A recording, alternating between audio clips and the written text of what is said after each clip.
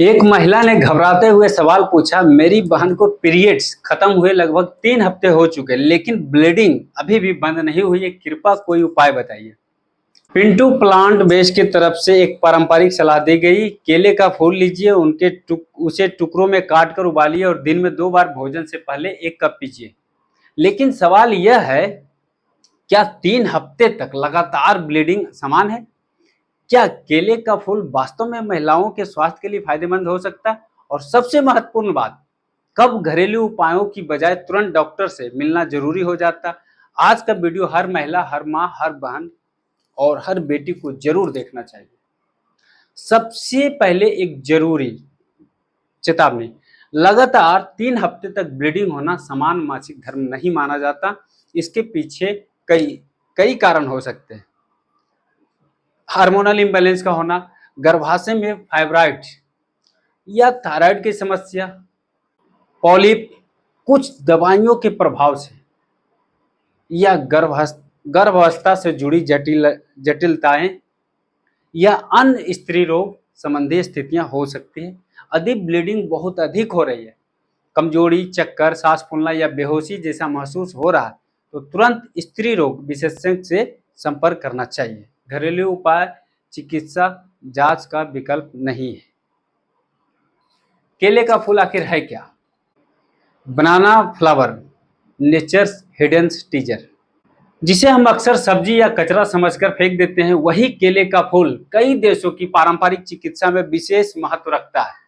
Bharat, Sri Lanka, Bangladesh, Thailand और दक्षिण भारत के अन्य क्षेत्रों में इसका उपयोग भोजन और पारंपरिक स्वास्थ्य देखभाल दोनों में किया जाता रहा है। आयुर्वेद में केला मधुर, पोषक और धातु वर्धक माना गया है। इसके फूल में अनेक जैव सक्रिय तत्व पाए जाते हैं। विज्ञान क्या कहता है? केले के फूल में पाए जाते हैं फ्लेवोनोइड्स यानी पौधों की एंटीऑक्सीडेंट, टैनिन्स,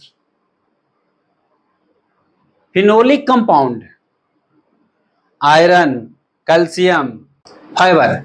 कुछ पारंपरिक शोधों में यह पाया गया है कि केले का फूल महिलाओं के प्रजनन, स्वास्थ्य और पोषण में योगदान दे सकता है।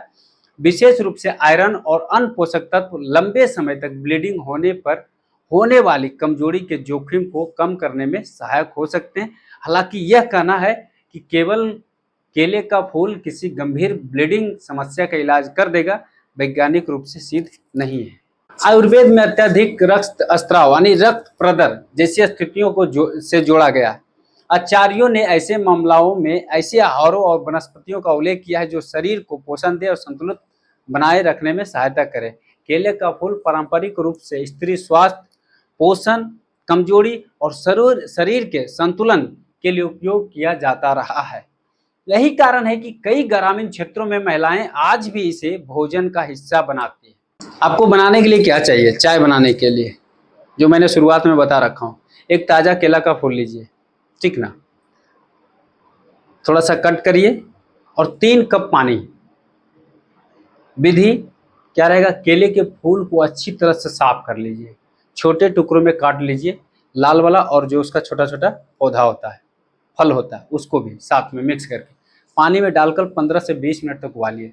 छान कर हल्का गुनगुने होने तक दिन में 2 बार भोजन से पहले 1 कप लिया जाता है। लेकिन याद रखें, यह एक पारंपरिक पेय है, चिकित्सा उपचार का विकल्प नहीं है। असली समस्या क्या हो सकती है? बहुत बार लोग केवल ब्लीडिंग को रोकने की कोशिश करते हैं, लेकिन समझदारी यह है कि कारण को खोजा जाए। लगातार ब्लीडिंग शरीर का एक संकेत हो सकता है। शरीर कह रहा होता है, मुझे जांच की जरूरत है। अगर कारण हार्मोनल है तो उसका समाधान अलग होगा, अगर फाइब्राइड है तो उसका अलग होगा, अगर आयरन की कमी हो गई तो अलग होगा। इसलिए केवल लक्षण नहीं, कारण पर ध्यान देना जरूरी है। बहनों और भाइयों, महिलाएं अक्सर परिवार की सबसे ज्यादा देखभाल करती हैं, लेकिन अपनी सेहत को सबसे आखिर में रख देती है। कई महिलाएं महीनों तक असमान ब्लीडिंग सहती रहती है और किसी को बताते भी नहीं। याद रखिए, असमान ब्लीडिंग को नज़रअंदाज करना सही नहीं है। सही जांच, सही पोषण और सही सलाह बहुत महत्वपूर्ण है। अगर आपने आज कुछ नया सीखा है तो कमेंट में लिखिए। महिला स्वास्थ्य सबसे बड़ी प्राथमिकता है। और इस वीडियो को अपनी माँ, बहन, पत्नी, बेटी और उन सभी महिलाओं तक जरूर पहुंचाइए जिनकी सेहत आपके लिए महत्वपूर्ण है, क्योंकि जानकारी भी एक प्रकार की सुरक्षा है। धन्यवाद। अगले वीडियो में फिर मुलाकात होगी।